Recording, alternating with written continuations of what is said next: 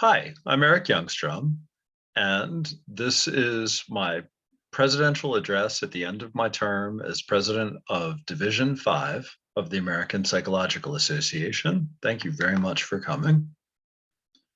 So these are my disclosures. The most relevant is that I'm the co-founder and executive director of a nonprofit organization called Helping Give Away Psychological Science, or hgaps.org. And we have some learning objectives. And I have a secret objective.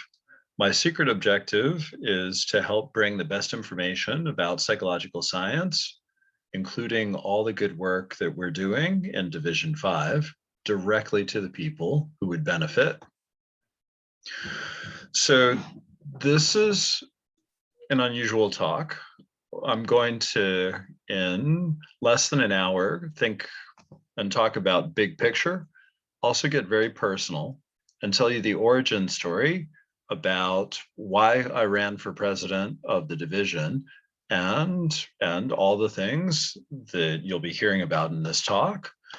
I'll be talking a lot about Wikipedia and several other wikis, and you'll learn more about why I think that's one of the best ways of helping Division 5's work and ideas reach a much larger audience, 1,000 times larger audience. And I'm setting this talk up so that I hope everyone who listens to it, everyone who sees it, will come away from this being like, I want to do that, and have at least one thing that you can do differently next week based on what we're talking about together right now. So to get into the right mind frame for this, I want you to think about why work? Why do we spend so much time in any given week on this activity? Is it for fortune? Is it to get famous? Is it to help other people? What are our priorities? How are we drawing meaning, reinforcement from our work? And I want you to think about the rank order of those. And this talk, I hope, will help amplify at least two of the three of the things that you're hoping to find in your own work. It's unlikely that we're going to hit the sweet spot where all of them overlap. And as I was putting this talk together, I thought a lot about what's important to me. What are my goals in terms of impact? What are my values? How much am I worried about profit? How much am I worried about prestige? And what's the right way of approaching this? What's the ethical way of approaching this? And as we go through the talk, I'm going to be Zooming. This is getting recorded on Zoom, so pun intended, but we're going to be zooming down into a very micro look at Division 5 and a macro look. How does this fit into the world? How does this fit into not the cosmos, but really thinking globally about where we are as a division? So a snapshot of Division 5, there are 54 divisions. They're numbered roughly in the order that they got added to APA. So we're one of the founding divisions. We're one of the oldest. We have history. We have roots. And we have thousands of members. And the ideas that we're addressing in Division 5 are much older than the 125 years plus that APA has been around. The idea of individual differences goes back to at least the Vedas in India, and in Western culture, Aristotle, Galen, so thousands of years old. Division 5 has had impact. We're talking theories of personality. We're talking models of cognitive abilities. We're talking about methods, statistical and qualitative methods. And Division 5 has a tremendous breadth of roles and perspectives. This is why we have sections within our division. So we have sections for assessment and measurement and qualitative methods, but we're much more diverse than even those three would suggest. What do we have in common?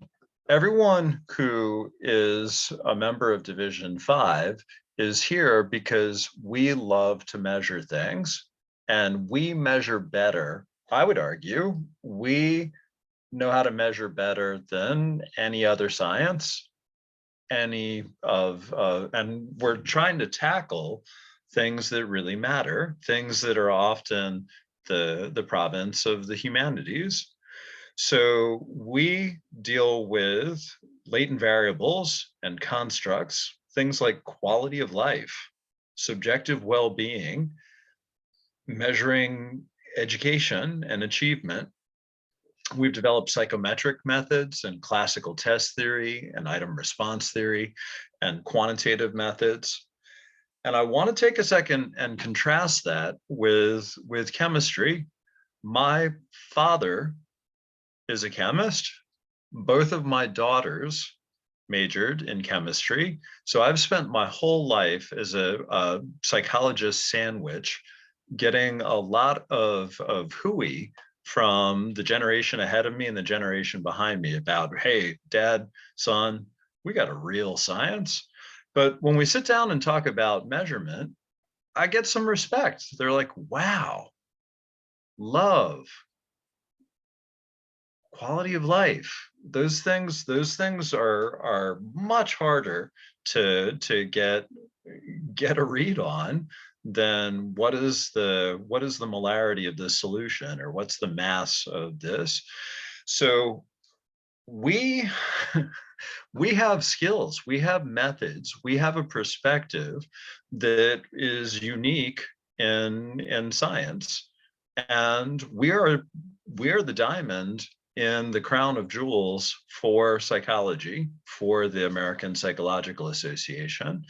And we punch way above our weight in terms of influence of ideas, but also number of people in our division. So let's zoom out now. There are roughly 117,000 members in the American Psychological Association. That includes students and affiliates, and there also are about 100,000 licensed psychologists in the US. Not all of them are APA members, but so 10 to the 6th is about a reasonable first approximation for how many psychologists are we talking about. There are another 35,000 psychology professors in the United States. Many of them are APA members, even more are not. There are probably around 1 million psychologists around the world. Just thinking about the 100,000-ish in the United States, about 2%, less than 2% are members of Division 5. And we could make another Venn diagram. This isn't all perfectly overlapping. Not all Division 5ers are licensed, not all are professors. But if you think about it, we're roughly a 1 in 50 in terms of how many people, how many psychologists are we talking about here? It's like a 1 in 50-ish thing. And we've had a huge influence on the field. But there's a tremendous unmet need. All the skills that we have, all the perspective that we have, everything that we know about how to measure what matters, there's one psychologist per 3,000 people in the United States. There's one psychologist per 8,000 people in the world. And again, only 1 in 50 of those psychologists is a D5er.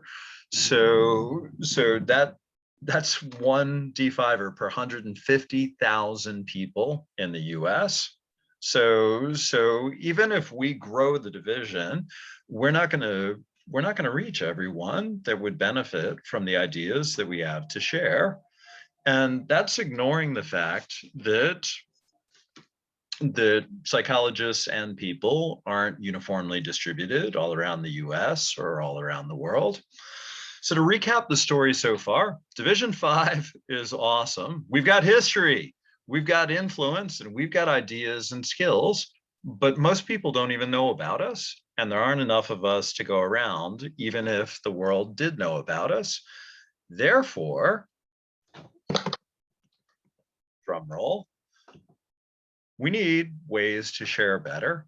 And my goal for my presidency and my past presidency in the coming year is to share ways that we could reach more people. So I've got 5.5 tools that I'm going to talk about in this seminar, this Zoom. And there are more that we could talk about, but let's focus on these 5.5.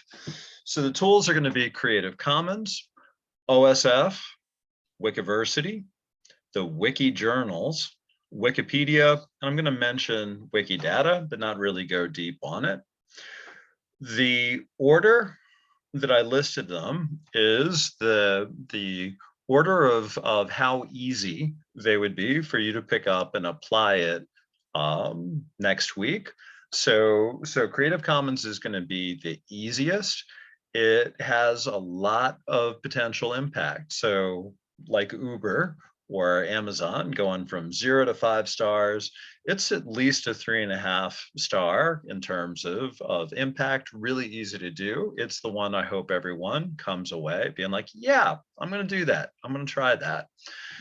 And then we get progressively harder in terms of actually learning the skill, being able to use it. But we also are climbing the ladder of impact from just good to really good to wow, excellent in terms of impact. So we're going to talk about different tools that will expand the reach of the work that you're already doing as a member of Division 5. And we're also going to talk about how to connect them, because part of the magic is going to be connecting them in a way that we reach more people. So I'm going to start with the last one. I'm going to start with the hardest one.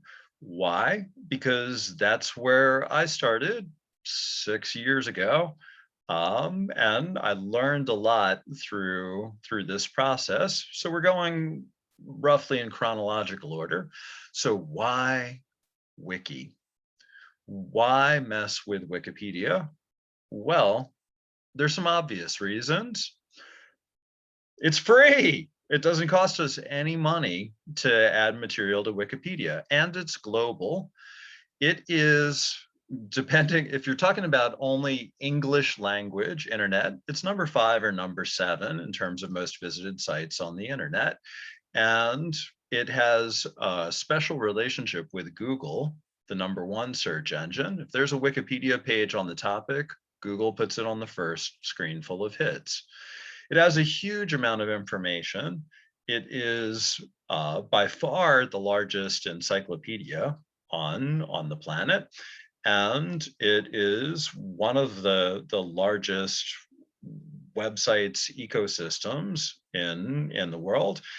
As a tech company, the Wikimedia Foundation is top 12 in terms of tech companies, and it's the largest not-for-profit, not privately held tech firm in the world.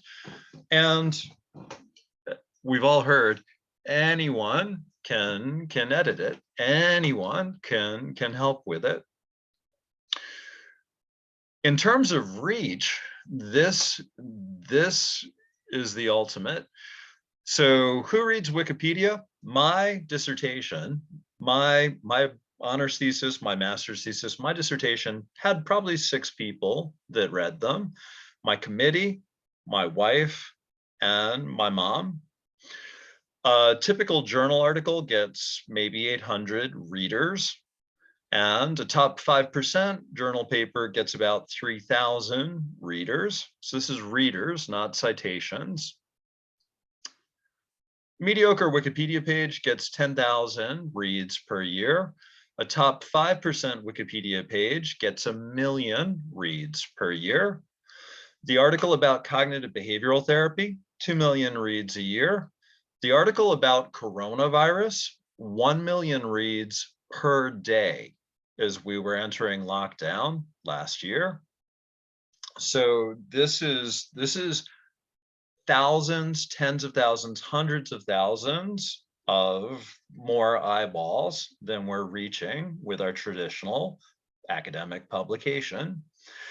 This is what the world's relying on for its information about medical conditions. So it is getting more views than WebMD, than the Mayo Clinic, than the NIH. So these are the obvious reasons. There are also surprising reasons. These are things that I learned only after I started trying to work with it. It's got really strong version control. So all of the fears that I had about, would it be easy to vandalize? Nope. Would it be easy to hack? Not really, not anymore. Is it something that anybody could edit? There's a lot of layers and buffers and really strong version control, yet it's easy to update. This is where the information about the spread of the coronavirus, updates about vaccines, accurate information is coming out there faster than is ever going to be possible with traditional outlets. And it's where the world is going for its information, not just humans, but also Google and artificial intelligence algorithms now. So if you did a Google search or you said, hey, Siri, what are treatments for depression? Siri would say, did you mean fluoxetine? Did you mean Prozac? And on the first screen full of hits is going to be the Wikipedia article. So this is what I mean about Google and Siri are putting the information on Wikipedia right in front of human beings, and that's not an accident. That's part of Google's algorithm. But it's even more astonishing than that, because Google and Facebook and Amazon, all these big tech firms are scraping all the information in Wikipedia and using natural language processing to digest all of that information. And then there's this other thing, Wikidata, that I'm only going to mention briefly, several times, but only briefly, because it's deep. It's bigger than Wikipedia now. That's the machine readable version of the same information. So the AI is digesting Wikipedia. It's rapidly adding all of the information in Wikidata, and it's using that to build these new panels that are appearing on the side of our searches. Google calls them knowledge panels. The thing that I want you to know is those aren't written by humans. That's written by AI. That's getting automatically generated by all the information that the AI can find in open access sources on the web. So we've talked about obvious reasons. We've talked about surprising reasons. Now I'm going to tell you some personal reasons. So I can tell you the exact date, time, and place of my midlife crisis. It was 5:30 p.m., October 28th, 2011. And I was out with friends, had a lovely day, and stopped so that as we were heading back to the hotel, I asked to stop so that I could take a picture of the sunset. And as I was walking across the street, I was struck as a pedestrian by a teenager who was speeding, passing someone on the blind side of the curve. I was knocked up in the air and I came down head first on the road, and I'm incredibly lucky to still be alive. So why I'm still alive is because I threw this arm up in the air. And if you look closely at the arm, you can see the scar. And this is the x-ray. I have a titanium plate and screws in my arm. That shattered but that absorbed the bulk of the impact, and that saved my head and my neck. And I spent all of 2012 in physical therapy. And so I had surgery. I had a lot of PT. My email signature says, "This message may have been dictated." This is when I had to learn how to use Dragon to dictate, because I couldn't type. And that strange looking picture, that's the top of my head. And that red, that's where my head hit. That was the second thing that hit the road. If I hadn't gotten my arm up, that would have been the first thing. That would have been game over. And that year that I spent going through physical therapy, I was thinking, wow, I'm lucky to still be alive. I'm lucky to be forming complete sentences. It's a gift to be alive. What am I doing here? And thinking about my life, all the cliches are true, apparently. I'm like, gut check. Okay, I've got an amazing wife and kids, wonderful family. I love teaching. I love the work that I'm doing. I respect my colleagues. I feel respected back. But most of the research that I was doing doesn't really matter. Doesn't really. And when I die, I don't need my H index on my headstone. I really want to have made a difference. This really made me think about my legacy. And that was the change in mindset that led me to Wiki. So some other thoughts. I'm 52 years old. So when I was 1 year old, that was when we had people walking on the moon for the first time. So in the 5+ decades that I've been alive, let's think about how technology has changed things. So top right is one of the most expensive portable computers ever made. That was the control computer for the Apollo 11. And on the left is your iPhone 12. In your pocket is a computer that is 2,000 times faster and has 10,000 times more storage, more RAM, than the computer that put people on the moon. That's amazing. And in my lifetime, how we write has changed. On the left-hand side, hey, students, that thing is called a typewriter. That is what we used to use to write papers. That's what my parents would have used when I was a baby and crawling around the apartment while they were in graduate school. That's what my future wife was still using her freshman year when we met in college.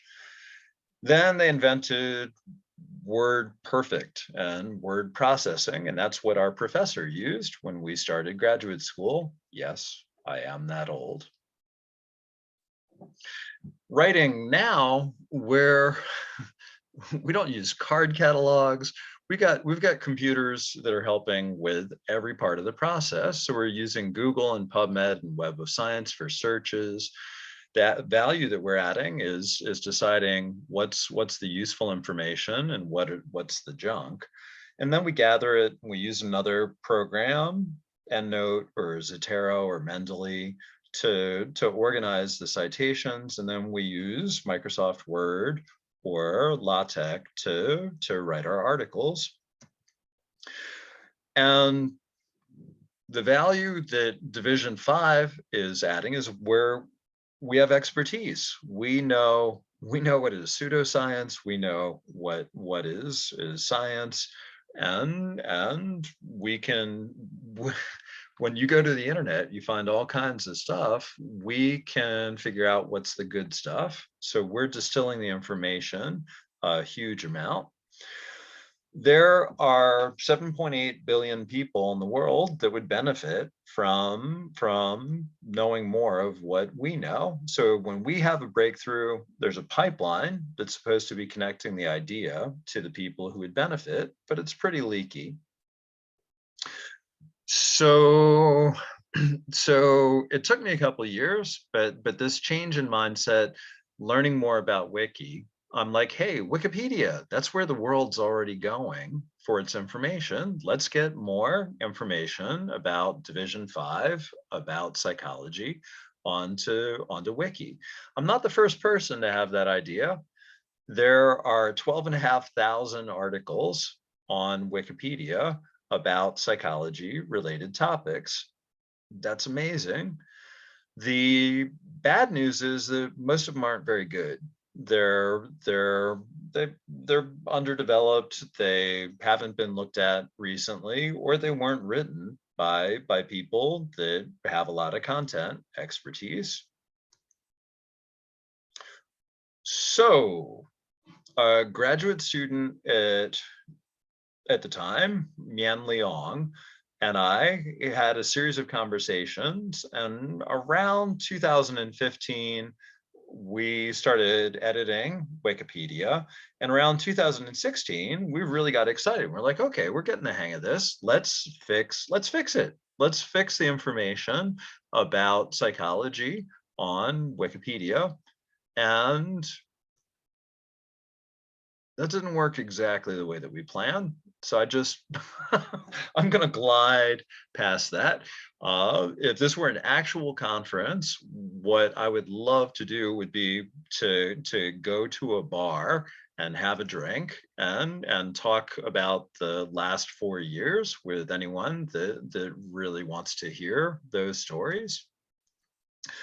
Why is editing Wikipedia so hard? Well, it helps a lot to have coding skills. And there are a lot of editors on Wikipedia. When you become a Wikipedia editor, people skills is not one of the requirements. And editing online has all of the features that psychology has documented about working online, not face to face. It's easier to be hostile. It's easier to and you don't need to be a content expert to edit, but it's even worse than that. Other very experienced editors, very active editors, are suspicious of experts. And there's a context for that. So if you are someone that really cares about Wikipedia, you're fed up with Nike and Coca-Cola and GlaxoSmithKline and Fortune 500 companies trying to turn articles into free advertising for their brand.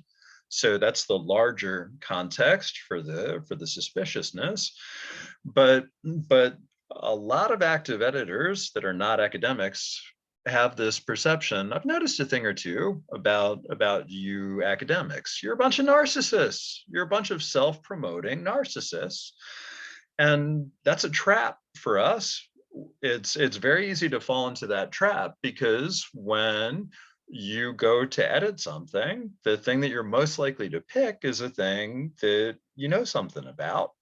And what you know about is often the thing that you're publishing on. So talking about what you know, talking about what you do, you're likely to cite yourself, and that's going to call down the wrath of this very skeptical group of editors. And when we butt heads, we will always lose in a arm wrestling match. The most influential editors are putting in 80 to 120 hours a week. This is their life. I don't know if they have a job. So they're putting in more time. They have more technical skills. They have more clout within the community. So we will always lose if it turns into an arm wrestling match. So this is what I mean by tolerance or knowledge of coding helpful, but that's getting easier. They're coming up with visual editors and things that are lowering the barrier to entry. So we could think about this in terms of another Venn diagram. What are the different attitudes and skill sets that we would want to see in an editor?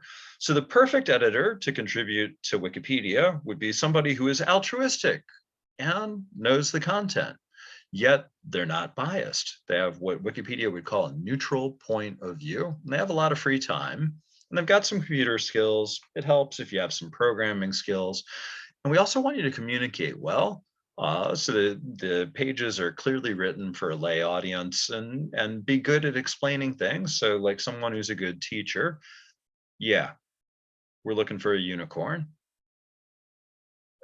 And I wasn't sure which one to pick, but I really like both. The first one, this one looks more like a logo, more like, yeah, this is what we need. And this is more like, is that a childish pipe dream? But also you're going to hear, this is a motif that the success is going to come from the young. The digital natives are the people that are picking up a lot of the skills faster. And the graduate students will become psychologists. Some of them will become professors. And so the people who are digital natives, if we engage with Wiki, they're going to be the change agents.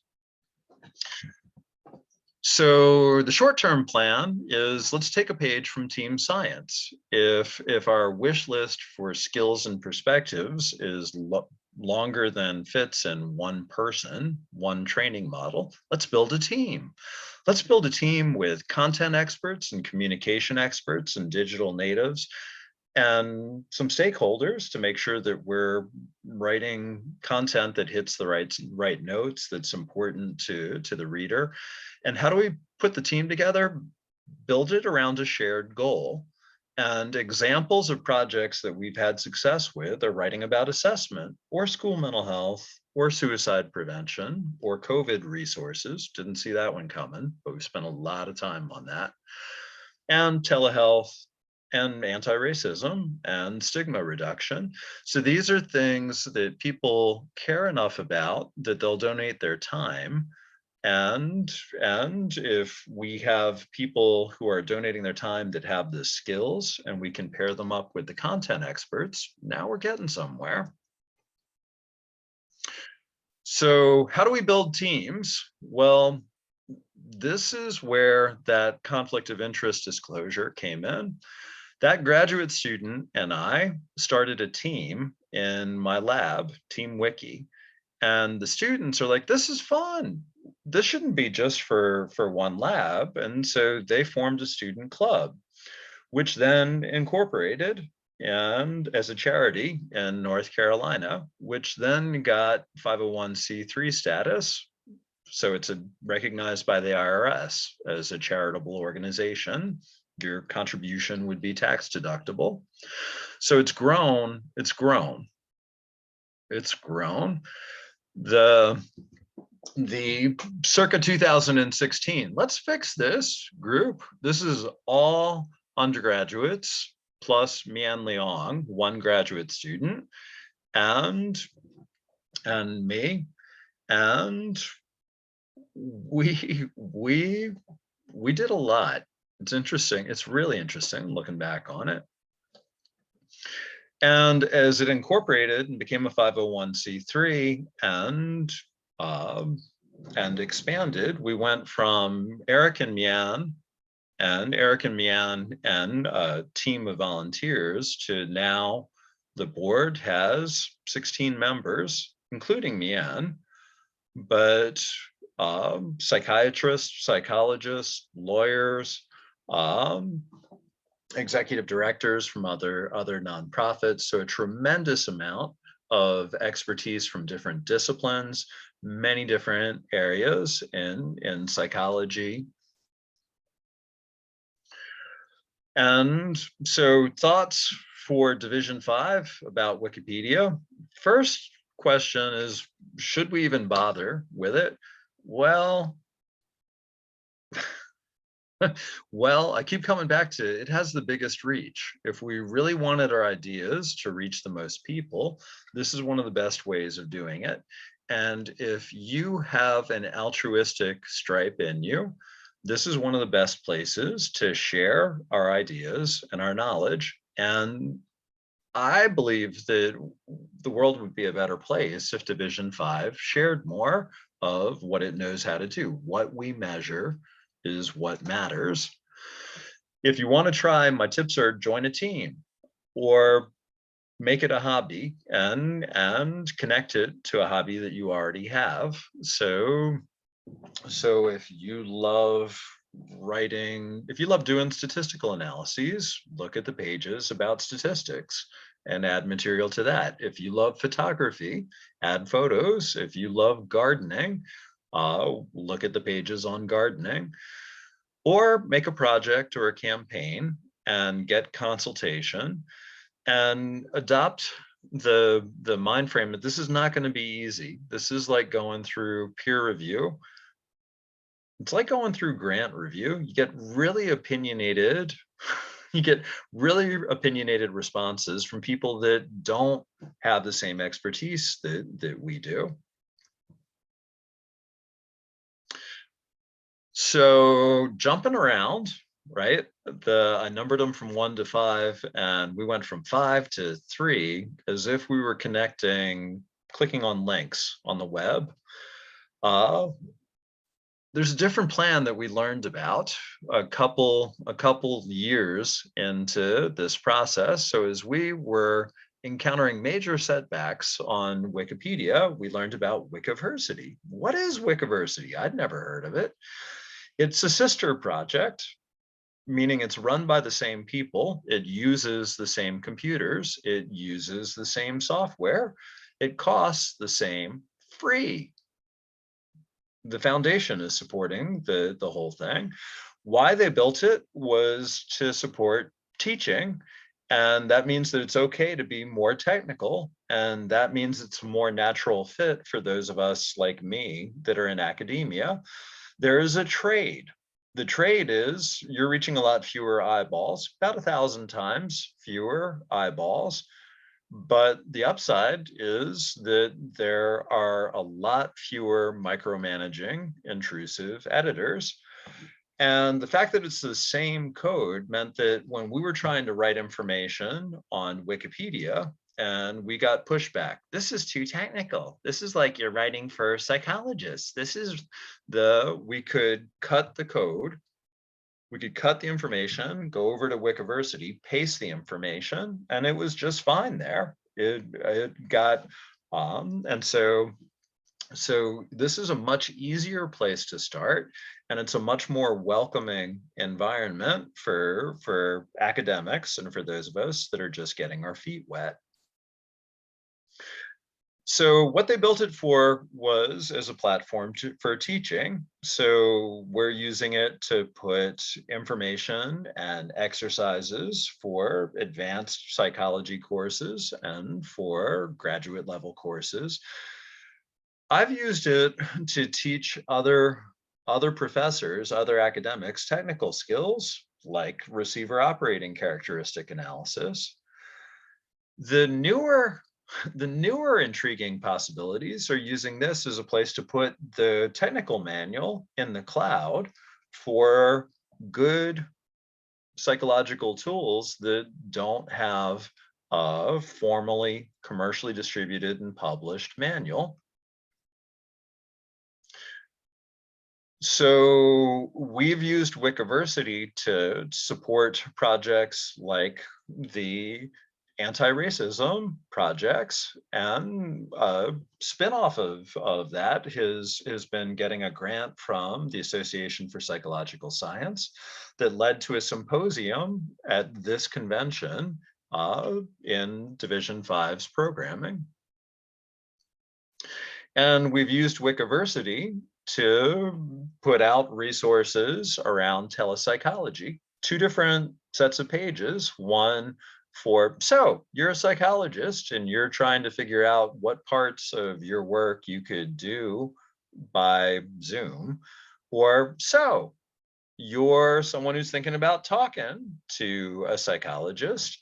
So customizing the material for the different audiences and getting it onto Wiki means that the AI is finding it and putting it into its knowledge panels. But back to that idea of the manual in the cloud, the prototype for that, the pilot project, is something called the General Behavior Inventory. And this was a strategic choice on my part. This is not a measure that I wrote. This is a measure that someone else wrote, avoiding the narcissism trap. But it's a measure that I've done a lot of work making short forms and testing. Does it still work in other languages? Does it still work in other age groups? So I knew a lot about it, but I was less likely to draw flack from other editors for working on it. Richard Depew, the actual author, is aware of what we're doing and cheering us on. He's like, "This is great. I'm so glad that you're picking this up and making it organized and more accessible." And so he's been a wonderful partner in this. And you could click on the link that says General Behavior Inventory, and it'll take you to the page. And it's got a lot of goodies on it and a lot of technical information.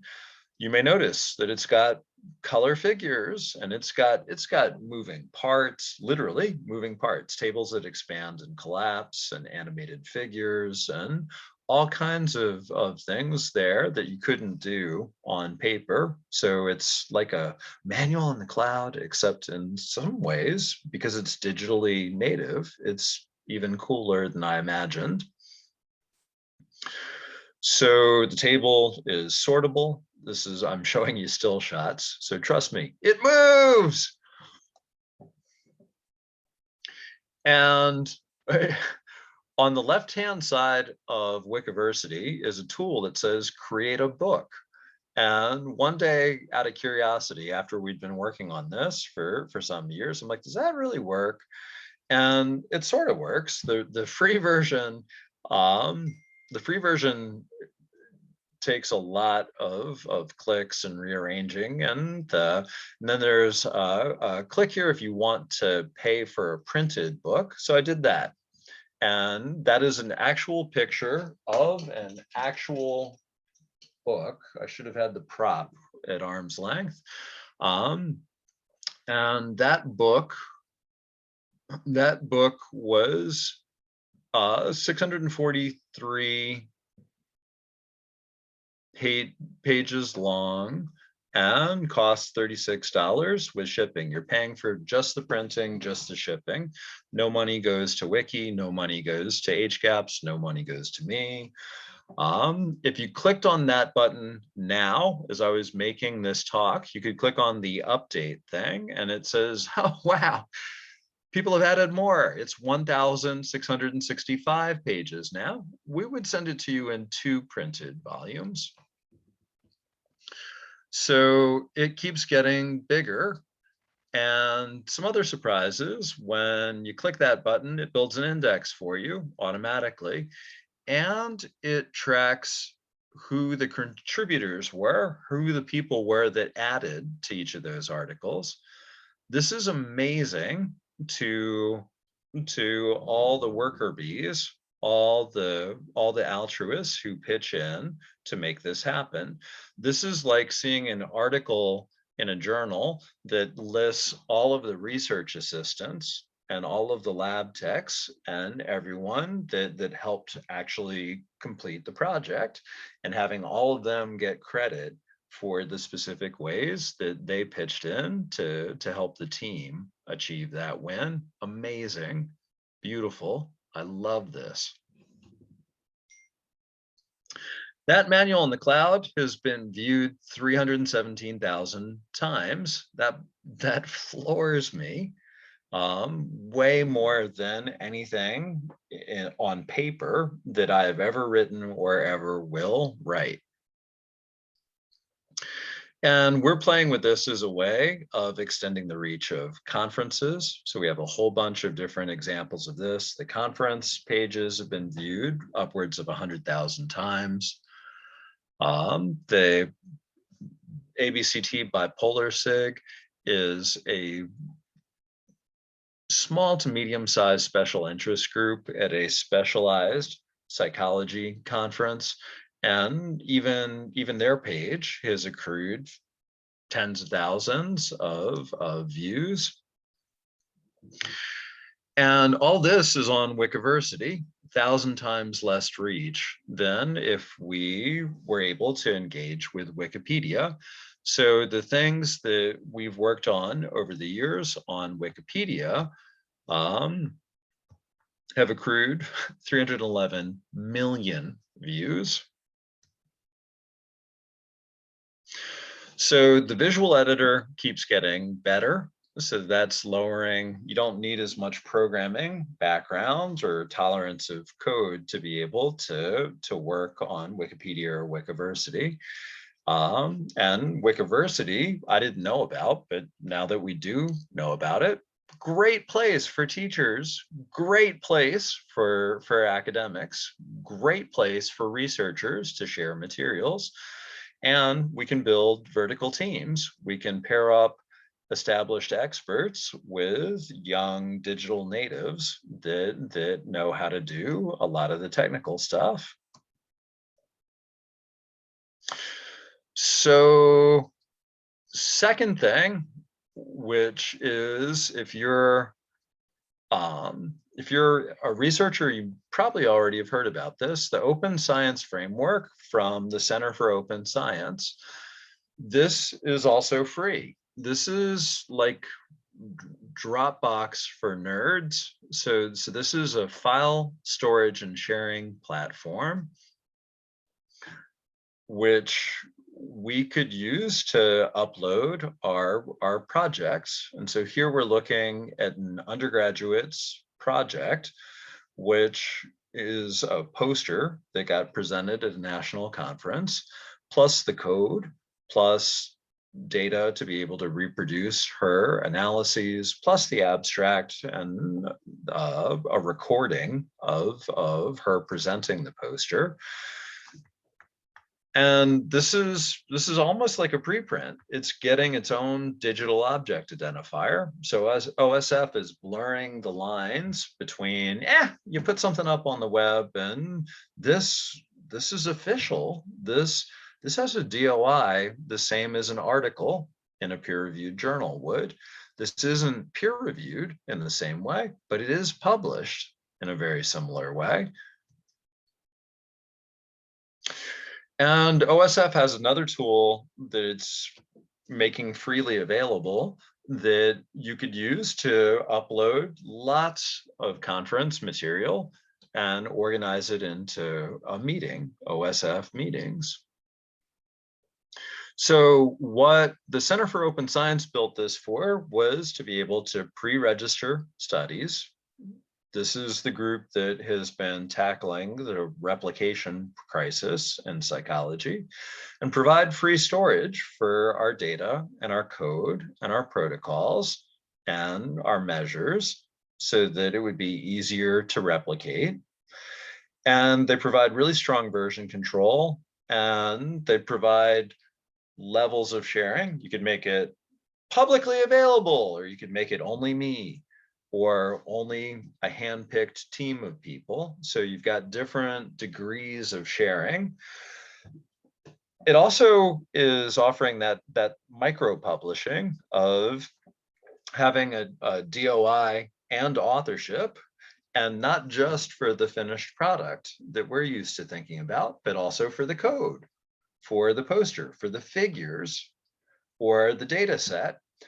And a couple of years in, they're like, hey, we could use this as our own psychology focused preprint server. And so there was PsiArchive, there are all these different preprint servers available. So PsiArchive, the preprint server for psychology, that's these people. The aha that I had getting hit by the car is, oh, all the stuff that we're building, what happens to it when we're gone? The when if that kid had finished me off, I was the only person that knew the passwords to my website, to my laptop, to my all the stuff that I was working on would have died with me. This is a picture of Jules Angst. He's one of my personal heroes. I want to be like him when I grow up. This his influence is staggering. He trained with Carl Jung. He became an epidemiologist in Switzerland, very influential psychiatrist, has been involved with DSM, with ICD. He wrote one of the best hypomania scales in the world. He's done pioneering research in the development of mood disorders over the lifespan. So the hypomania checklist, that's his, and he kept it free. And it's been translated into more than 30 languages. And there have been 3 major revisions of it. There are multiple short forms. So this has really taken off. And there are dozens or hundreds of different versions floating around on the internet. And my hero is 94 years old. The world's not going to have Jules Angst forever. That stinks. The OSF is a way of creating a library in the cloud. So we can get copies of all of those measures and we can organize them. And we can do it in a way that gives credit to different people for different roles. So we're not stealing Angst's work. We're saying this is Jules Angst's work. Thank you very much for doing it. So we're keeping track of, he's the author, but we also are keeping track of who are the custodians, who are the librarians, who are the curators, and we're also able to track the derivative works. If someone adds another language, we would be able to show the relationship and which version were they using as the source. So this would be fantastic to have more people and more of the work that Division 5 is doing getting added to a library in the sky that was really lovingly, carefully organized and tracked in a way that ties in open science principles. So briefly, another innovation is the idea of taking the idea of preprints and open access and mashing that up with Wiki. So there are 4 Wiki journals that are open access where you can share it for free with other people, but you can keep the rights to it as well, that go through peer review. So these are diamond open access. So we've got Romeo Green and gold and all these different labels. What does diamond even mean? Well, diamond means no cost to the world to read the article and no publication fee to us to publish in it. That's amazing. Free for the authors, free for the readers. That's a terrible business model. How is that ever going to last? Well, it's using the Wiki servers. It's hosted on Wikiversity. So this is mutualism. The host is like, you're not hurting me. In fact, you're actually helping me by getting more scientists, more researchers, more people with content expertise to engage. Some advantages to this over PsiArchive or a traditional preprint approach are you're going straight to digital. So you can use color, you can make it sortable or animated, like I was talking about with the manual in the cloud. You can have links to the resources. You could have click here for the English version of your measure, click here for the Spanish version, click here for the Portuguese. It's also peer reviewed. for everyone who is trying to get tenure, for everyone who is trying to get promoted, for everyone who is trying to get a grant. That is a difference maker. All this editing wiki, people are like, yeah, no, it would make the world a better place, but it's not helping my career. This is doing both. And you get a DOI, but you can still reuse it. You can still send it to a traditional journal, and it's already on Wiki. So that copy and paste and move the stuff around, much, much, much easier, which means that you're reaching more eyeballs again. So in 2021, I'm an editor on the Wiki Journal of Medicine. I've been an editor for 2 years now to try to learn more about the process. I'm a founding editor of the fourth one, which is just getting started, which is specifically devoted to psychology. So at the sound of the tone, dude, being honest, these journals have some weaknesses. They're young. They've already survived 4 years, though. They're not all fully indexed. They're getting added rapidly. They're not well known, but the impact factor is already a 3, and they're winning awards. And because they're on Wiki, some technical skills are helpful, but as the journals are gaining traction, we've got technical editors that will take care of a lot of the details for the talent, for the authors. We're teaching students, and the tools are getting simpler with time. We're taking feedback on board and making them easier to use. So the last of the 5 things is the one that's going to be easiest for all of you, all of us, to use immediately, and that's the idea of Creative Commons. So we're familiar with copyright. Copyright determines who's the owner of the product. It's intended to protect the owner and the rights of the person who created it. It covers writing, it covers artistic work. In the US, it's different than a patent for a process or an invention. Copyright has different laws for different countries, and I've read 2 books, one really, really long one to try to understand more about copyright. In the last 10 years, there have been some big changes in terms of international attitudes towards publishing. So a lot more international publishing, and internationally we have different copyright laws, and countries have a long history of stealing from each other and expropriation. Copyright was written for the printed word, the world of the printing press. Digitization has really changed the landscape.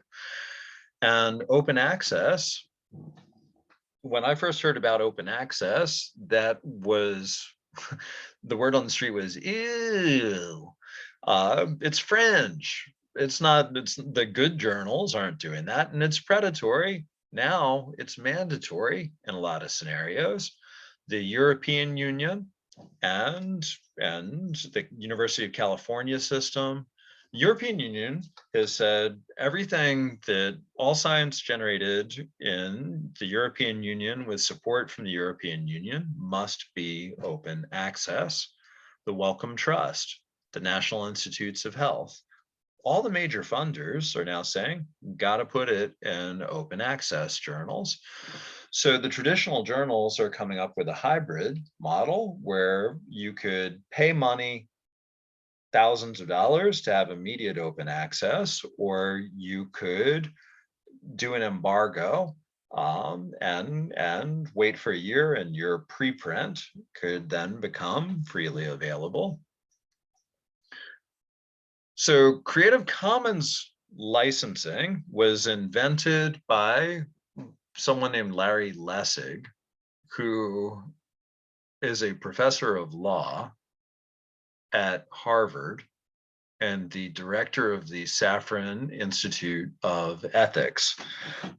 So this idea is going to sound wild. It sounded amazing, astonishing. Like, could that really work when I first heard it?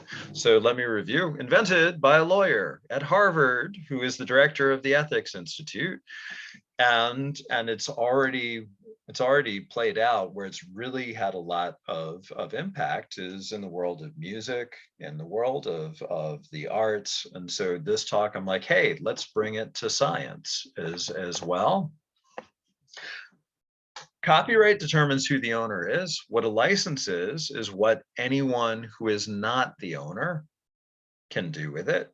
And Lessig designed this so that you can very quickly, very clearly signal, if you're not the owner, here's what you're allowed to do and exactly how much you're allowed to do with it.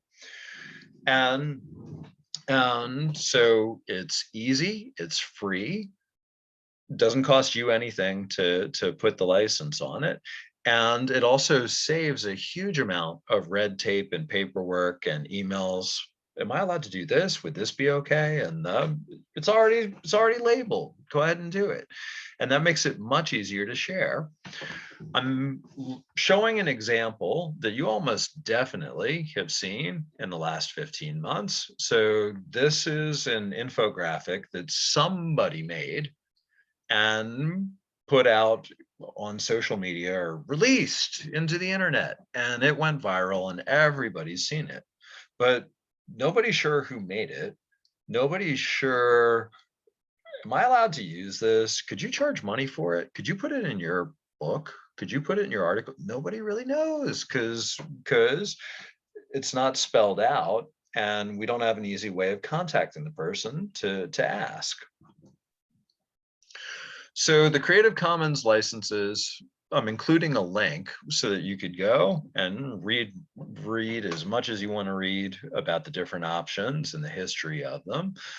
But the key idea is that down at the bottom, we have the most open, least control, least credit. And as we go up, we're adding more and more restrictions.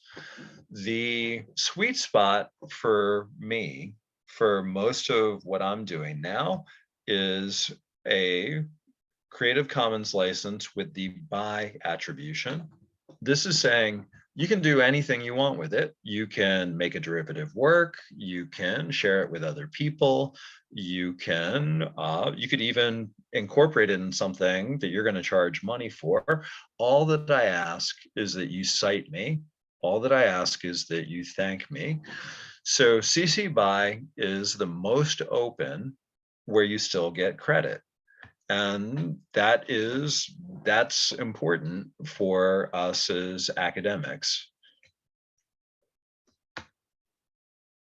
So that's why I settled on CC BY.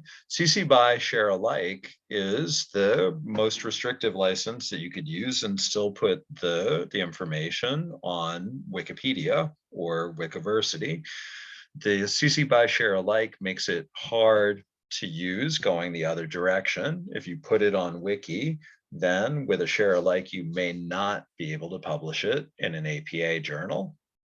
So weirdly, CC BY, you could put it on Wiki and you could still put it in an APA journal or a Taylor and Francis or a Guilford Press or a Wiley. How do I know?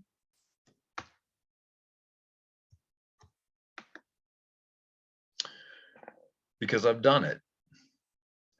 Order matters. This is like a recipe. So you have to put the CC BY on it first before you sign the copyright transfer.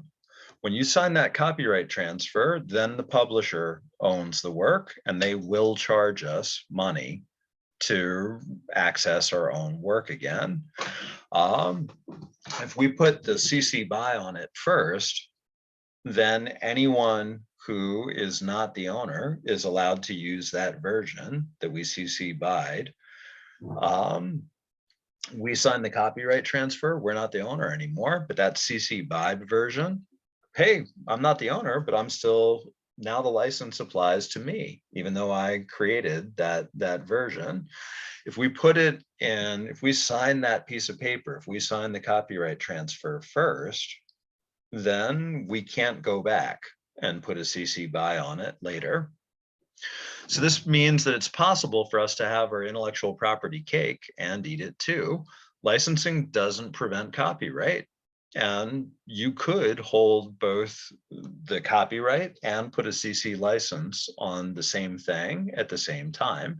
In fact, that's the default. When we write an article, until we sign that copyright transfer, we have the copyright on that article, and we could put a CC on it, put a Creative Commons license on it for everyone who is not the owner. So a CC license doesn't restrict the copyright owner. You could make a free version, but still charge money for it as well, have a commercially distributed and a free version of the same work. So that tech manual in the cloud for the general behavior inventory, those figures, I made them and I put a Creative Commons license on them and put them on Wiki, and then cited the same figure with attribution to Wiki. This figure made by Eric Youngstrom, CC BY 4.0 on Wiki, and published it in a paywalled journal. And the copy editors looked at it and said, hey, we don't have to get permission to use this. We don't have to pay anyone to use this, and we can still charge money for our journal. We're good. So this is the skill that I want everyone to come away from this talk. Like, yeah, okay, I'll do that. Anything that you make, my rule of thumb is anything that I spend 3 hours or more on, that's a significant chunk of my time. And I want to be able to keep control of it. I want to be able to share it with people. So anything that you're spending a couple hours on, when you're like, yeah, that seems like a finished version of it, put a Creative Commons license on it. You can still have the copyright. You can still do whatever else you want with it. So how do you do it? Here is the easy way. So imagine that I want to license this smiley face. I want to give this away, but I still want to get tenure. Here's how you do it. You write CC for Creative Commons, BY for give me attribution, 4.0 is saying this is invoking the current version, which is the internationally recognized one license for the entire world, unlike copyright. So that's all you got to do. CC space BY space 4.0 and who you want it attributed to, and you're done. We have achieved our last and most important, our first and our last learning objective. There are high-tech versions of how to do it that you could put a little logo on it. You can embed code that is watermarking it so that someone can't take an eraser and erase those letters. The code is still inside it, like, you actually didn't, you weren't the licensor for this. And that code makes it easier for Google and other search engines to smell it in the water. And you can narrow your searches saying, hey, Google, only show me Creative Commons licensed results. And this guarantees that it will find the things that you put the watermark on. So remember OSF and the idea of hosting materials on OSF. You could put an article that you're getting ready to submit to a traditional journal. You could put it on PsiArchive. And we did that with this article, and it got 525 downloads before it went through peer review. And then we sent it to one of the Wiki journals, and I wasn't a reviewer. I wasn't the editor. I was recused from the process, but I wanted to see how it worked from an author's perspective. And that preprint got 6,000 views while it was going through the peer review process. The Wiki journals, again, color, animated graphics. If you followed the link to this article, you'll see exactly what I'm talking about. Links to resources. This is, you'll try it. You'll like it. It's got a lot of really good features. So ways of hearing about new models, new tweaks, you could follow HGAPs on LinkedIn. We have a YouTube channel now, and we're putting instructional videos up. So more about Wikidata, more about Creative Commons licensing. All of these are videos that are links that or topics that you could find with a search. The younger members of HGAPs, I'm barely on Twitter, but younger members are very active on Twitter, and we're building a network of people to be able to share the ideas that are coming out of psychological science. It's been a journey. So I read about the diffusion of ideas, Roger Miller, Malcolm Gladwell talking about getting to a tipping point. So 2010, I was doing my thing as a professor. 2011, my life takes a major turn, hit by a car, come down headfirst on the road. 2012, I'm barely doing anything. I'm going through physical therapy. 2013, I don't remember what I was doing. 2014, 2015, that's when Mian Lee and I started having conversations about, is there a better way of sharing the information? What about Wiki? And 2016, I started really actively teaching with Wiki. I was president of another division, and my presidential initiative was, let's all get our Wiki on. And that didn't go exactly the way that I expected. But HGAPs kept growing. HGAPs Incorporated became a 501c3. When I ran for president for Division 5, here's why I ran for president. I'm like, okay, Division 5 is an amazing division. The skills that we have, the methods that we've developed, the perspective that we have is one of the neatest things in all of psychology. The world needs to learn more about it, and I think that we have a way that we can reach 1,000-fold more people easily. So that's why I ran. 2020, 2021 have not been what any of us expected. But we've still been making progress despite those setbacks. So wrapping it all up, Division 5, we are small, but we are mighty. The picture in the bottom left is Bernini's David, of David and Goliath fame. And of all the Davids, I love that one because he looks like he's determined. He's like, yeah, this looks bigger than I am, but I think we got this. We measure better than anyone else in science. I've spent my lifetime arguing with chemists and physicists and other people and earned their grudging respect. Yeah, you're right. What you're trying to measure is harder. And we have tremendous breadth and applicability. When I was thinking about what is the visual metaphor for Division 5, I was torn between an umbrella, because we're so broad and we can cover so much and connect so many different things, versus a diamond. Along with the diamond, the 5 ideas or techniques for sharing better, but also raising our visibility, helping more of the world know about us so that they can benefit from the knowledge and ideas that we have. So the ways to share better, Creative Commons, I hope every one of you starts doing anything that you spend more than a couple hours on. Please think, would I like to share this with anyone else? How much would I like to share it?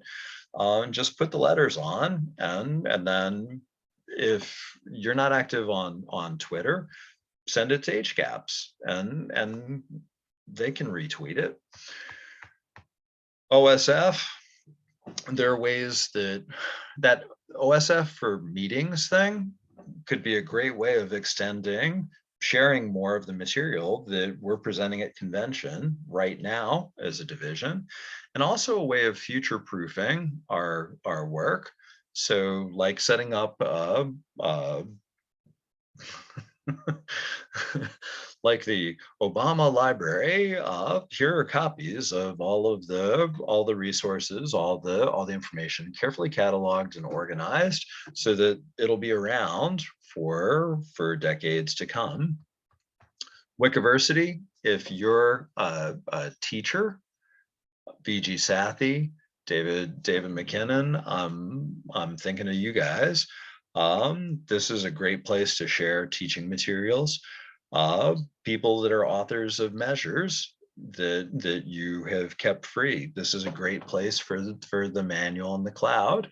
Bill Revell and everything that you're doing with R and the Psych project, and this is the OSF Wiki hybrid is a great way of extending the documentation and the connections. The wiki journals are free, get you authorship credit, and let you reuse the information. It's the closest thing to double credit that I've been able to find, and it's written in a wiki format, so it's easy to connect it and use it to feed better science into the wiki pipeline, where it's going to reach the most eyeballs, the most artificial intelligence algorithms. Wikipedia is still the best way to reach the most eyeballs, and HCAPS is at a point now to partner with organizations and people on specific projects. So we've started working with the Association for Behavioral and Cognitive Therapy on updating the page on cognitive behavioral therapy. 2 million pairs of eyeballs a year on that one. And then Wikidata, Dr. Thomas Shafi is doing a talk for Division 5, and he's one of the world experts on that topic, and I'm sure he's covering it in his talk in more depth than I would be able to do justice. So some parting thoughts. 2020 and 2021, that was my presidential year, and they've been humbling. A year always goes fast when you've got things that you want to do and life does its own thing. A year, the older you get, the faster a year seems. But 2020, 2021, what a blur. What a blur. I learned a huge amount about Division 5 over that year. As I've become more involved with the division and with leadership, I've met so many neat people, learned so much about what you do, and so much about the different perspectives and approaches that are part of this small but mighty division. There's a lot that I hope that you can share with more people around the world. And as I reflect on the presidential year, we're already doing more of this than we may have realized. So that board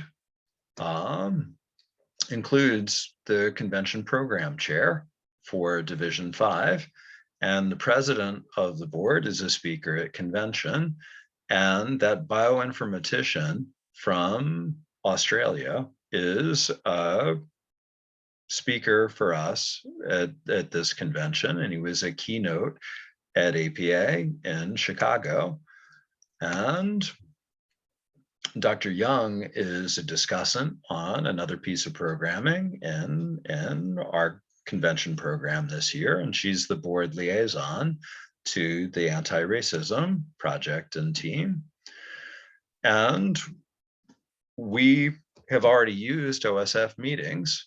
Our pilot with Division 5 was the assessment breakfast in 2019, and the students all uploaded their posters and their abstracts, and we figured out even more things that we can do with this, and that costs the division nothing. It's free, and just extending the visibility. And you can see the number of downloads. This is more people than I've had come to many of my posters. So continuing to extend the reach. This talk is a dissemination and implementation care package. If you point your phone at the top right corner, that's a QR code, and it will give you a copy of the slides. They'll be on your phone as soon as you point your phone at that.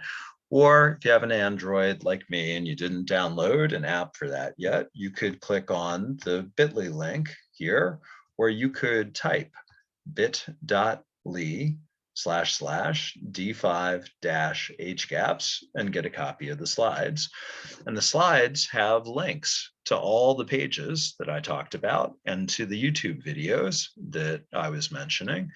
So, and a copy of the MP4 that I have right now is getting uploaded to APA's platform as part of the convention, but I'm putting a CC BY 4.0 on it before I upload it.